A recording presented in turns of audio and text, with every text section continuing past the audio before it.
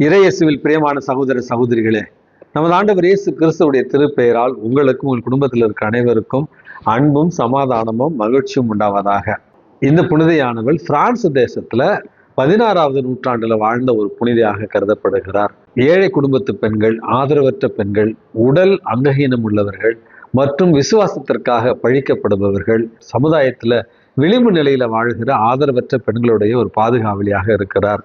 இவர் பிறக்கும் பொழுதே ஒரு கை குறைபாடு உள்ள ஒரு கையாகவும் கழுத்துல ஒரு வித காசா நோய் பாதிக்கப்பட்ட குழந்தையாகவும் தான் பிறக்கிறார். பிறந்த சில ஆண்டுகளிலேயே இவருடைய தாய் இறந்து விடவே தந்தை மறுமணம் செய்து கொள்கிறார். மறுமணம் செய்த பிறகு இந்த ஜெர்மைன் கசின் என்கிற இந்த பெண் குழந்தையை அந்த இரண்டாவது தாய் வெறுத்து ஒதுக்கி, இந்த நோய் தன்னுடைய பிள்ளைகளுக்கும் தொற்றிவிடும் என்று அஞ்சி இவரை ஊருக்கு வெளியே ஆடுகள் தங்க வைக்கப்பட்டிருக்கிற ஒரு ஆடடை கொட்டிலில இவரை தங்க வைக்கிறார்கள். அனுபவிக்கவர்களே, தன்னை வெறுத்த, தன்னை துன்பப்படுத்திய தந்தையையும் தாயும் இவர் வெறுக்காமல் அமைதியில இறைவனோடு உறவாட தொடங்குகிறார். தனக்கு கொடுக்கப்பட்ட பணியை செவனே செய்கிறார். தனக்கு கொடுக்கப்பட்ட அந்த பணியை செய்த நேரத்துல ஜெபமாலையை ஜெபித்தும், அதே நேரத்துல ஒவ்வொரு நாளும் திருப்பலியில பங்கு பெற்று நற்கருணையை உட்கொண்டு, நற்கருணை ஆண்டவர் மீது பக்தி கொண்டவளாய், அன்னை மரியாள் மீது பக்தி கொண்டவளாய் ஒவ்வொரு நாளும் இவர் புனிதத்துல வளர்ந்தார் என்றும், கொஞ்சம் கொஞ்சமாக இவருடைய புனித தன்மையை கண்ட இவரோடு பணிபுரிந்த மற்றவர்கள் இவரிடத்தில் அன்பையும் பரிவையும் காண்பிக்கிறார்கள்.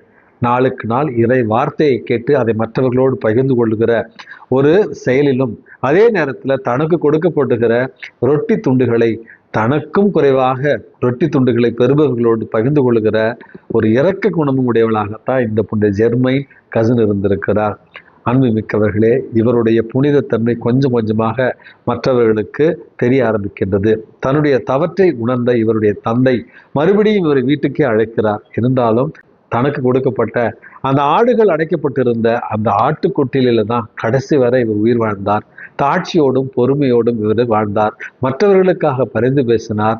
மற்றவர்களுக்காக இவர் பல புதுமைகளையும் செய்தார் இறைவனுடைய பரிந்துரையால் என்று தான் இவருடைய வாழ்க்கை வரலாற்றில் நாம் வாசிக்கிறோம். இவர் அடக்கம் செய்யப்பட்டு பல ஆண்டுகளுக்கு பிறகு இவருடைய உறவினர் ஒருவரை அடக்கம் செய்வதற்காக கல்லறையை தோண்டிய பொழுது முகப்பொலிவோடு உடல் அழிவுறாமல் இவருடைய உடல் இருந்ததாகவும், அதற்கு பிறகு இவருடைய கல்லறையில பல புதுமைகள் நிகழ்ந்ததாகவும் சொல்லுகிறார்கள். அன்பு மிக்கவர்களே, இந்த புனித ஜெர்மைன் கசின் அவர்களுடைய பரிந்துரையால் உடல் நோய் உள்ளவர்கள், அதே நேரத்தில் சரும நோய் உள்ளவர்கள், குடும்பத்தால் ஒதுக்கப்பட்டவர்கள் அல்லது சமுதாயத்தில் ஆதரவற்றவர்களாக வாழ்பவர்கள் இவருடைய பரிந்துரையை மன்றாடி செபிக்கிற நேரத்துல இறைவன் இவருடைய பரிந்துரை வழியாக பல ஆசீர்வாதங்களை கொடுப்பார் என்கிற நம்பிக்கையோடு இவருடைய பரிந்துரையை மன்றாடி ஜெபிப்போம். அன்புமிக்கவர்களே, இன்றைக்கு நமக்கு கொடுக்கப்பட்டிருக்கிற நற்செய்தி வாசகத்துல நமது ஆண்டவர் இயேசு கிறிஸ்து தன்னுடைய சீடர்களை நோக்கி இப்படி சொல்லுகிறார்.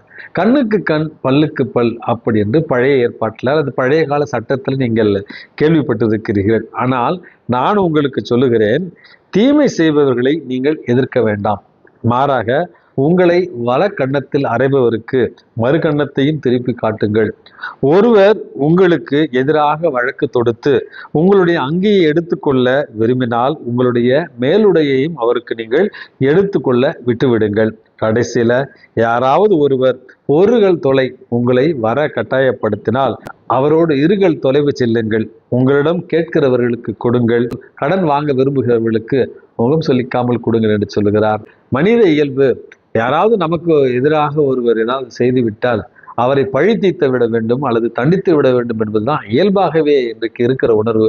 அதுவும் நம்ம வாழ்ற இந்த ஒரு காலகட்டத்தில் அது இன்னும் உச்சத்துக்கு சென்று கொண்டிருக்கிறது. ஆணவ கொலைகள் எவ்வளவோ இது பற்றி நம்ம பேசியிருக்கிறோம். அதாவது ஒருவரை ஏற்றத்தாழ்வோடு அல்லது ஜாதியின் அடிப்படையில அவர் நம்ம விட குறைந்தவர் அப்படி என்று அவரை ஒருவர் விரும்பினாலோ அல்லது அவர் ஒருவரை விரும்பினாலோ இருவரையும் கொல்லுகிற ஒரு மிருகத்தனமான செயல் 2 நாட்களுக்கு முன்பாக கூட நடந்திருக்கிறது. அதாவது நினைவில் கூட அவர் எனக்கு தீங்கு செய்ய நினைத்தால் அவரை நான் அழித்து விடுவேன் அப்படி என்று வெறுப்பின் உச்சத்திற்கு, பழிவாங்குதலின் உச்சத்திற்கு இன்றைக்கு நம்ம சென்று கொண்டிருக்கிறோம்.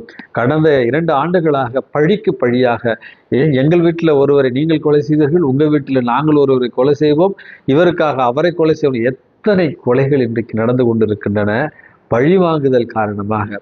அன்பு மிக்கவர்களே, கொஞ்சம் கொஞ்சமாக மனிதர்கள் தங்களுடைய மனித தன்மையை இழந்து மிருகத்தன்மைக்கு கொஞ்சம் கொஞ்சமாக மாறி வருகிறோம். மிருகங்கள் கூட பசிக்காக மட்டும்தான் வேட்டையாடும். ஆனால் மனிதர்கள் மட்டுமே தன்னுடைய சுயநலத்திற்காகவும் ஆணவத்திற்காகவும் கௌரவத்திற்காகவும் சுய பெருமைக்காகவும் இன்றைக்கு சக மனிதர்களை கொன்று குவித்து கொண்டிருக்கிறோம்.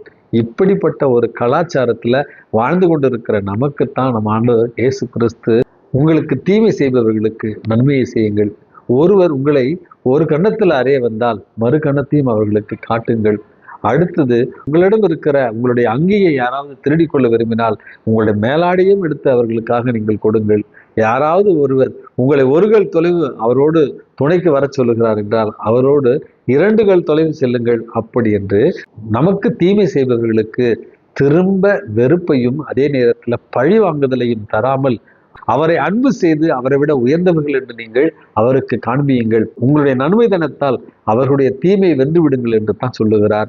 இந்த வலது கண்டத்தில் எரிந்தால் மறுகண்டத்தை காண்பி, அல்லது உங்களுடைய அங்கே எடுத்துக்கொண்டால் மேலாடையும் கொடுத்து விடு, ஒருகள் உங்களை அவர்கள் வற்புறுத்தினால் 2 கல் தெல்லுங்கள் என்பதற்காக விவிலிய பின்னணியில பல கருத்துக்கள் இருக்கின்றன. அதை இன்னொரு மறைவுரையில நம்ம பார்க்கலாம். ஏன் வலது கண்டத்துல அறையும் பொழுது இயேசு மறுகண்டத்தை காட்டுன்னு சொல்றாரு, ஏன் அங்கேயே எடுத்துக்கிட்டா மேலாடி கொடுங்கன்னு யூத கலாச்சாரத்துல அதற்கான விரிவான விளக்கம் இருக்கிறது.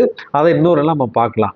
இப்போதைக்கு உங்களுக்கு தீமை செய்பவர்களுக்கு நன்மை செய்து விடுங்கள் என்பதுதான் நமது ஆண்டவர் இயேசு கிறிஸ்து சொல்லுகிறார்.